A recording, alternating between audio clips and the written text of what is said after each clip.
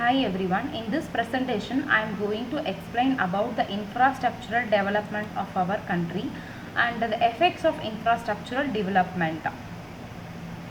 So, the role of civil engineer in infrastructural development is, the first point is the construction of roads, railways, ports, harbors and airport. As we discussed in our earlier presentation, civil engineer have to build road, railway, everything we had seen, right?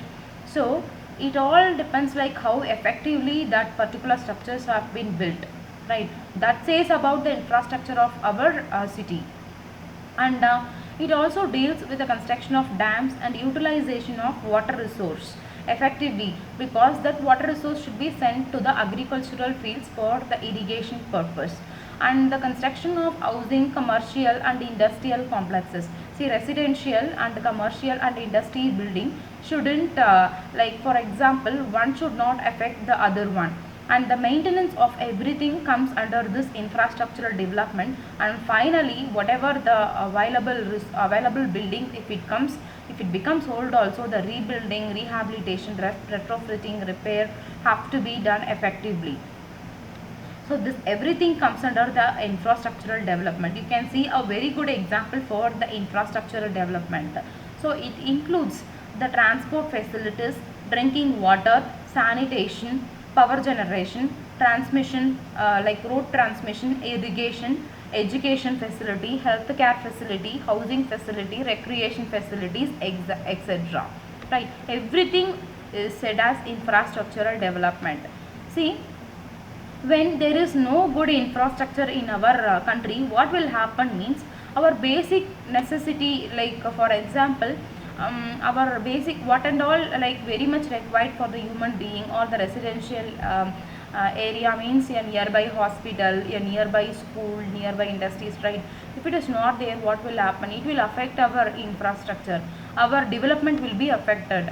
So it like it's like a part of our business or whatever, like whatever we plan, our education or research, whatever, everything should be available, all the networks should be there in our locality, right? So the improved healthcare and cultural activities. See, for example, there are like in India, we like as an agricultural country, we have so many products, but that should not that will be sold in the good with good money for the farmers. How means, by this infrastructure only, if they transfer effectively only, they can get good amount, right?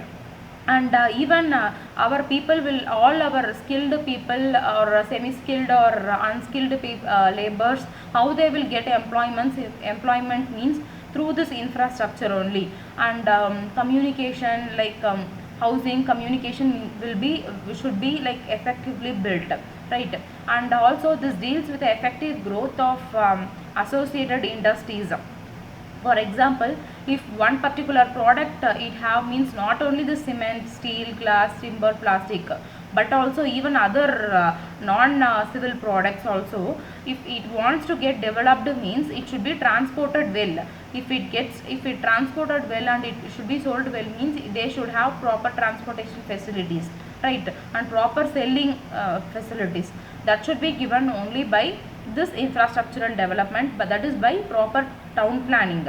And it helps in the good food production. How it helps in the good food production means, if the the engineer is getting good profit only, he will go for that particular like business, right? That particular business, if he wants to develop, then he should have proper infrastructure. And exporting the goods is very important. When he can gain more currency, foreign currency and all, then only will go for more food production, and automatically it will improve our our date our life, right? And some ill effects of the infrastructural development, or the first one is exploitation of natural resource. Means for building a city, what we are doing means, we are just exploiting all the natural resource, right? That is like ill effect. And the second point is, like when all the villagers are migrating to the towns and cities, like they will be searching for their job, because they will not be getting job which they require, right? So it happens and slums will be created in cities. We cannot expect the same level life level for everyone. So you can see lot of slum areas, and it becomes a huge financial burden for the government and the taxpayers. If people are unemployed and they are like suffering means, then we have to face all the crisis, right? Okay, so I will continue about my engineering mechanics lecture in the next presentation. So thank you all.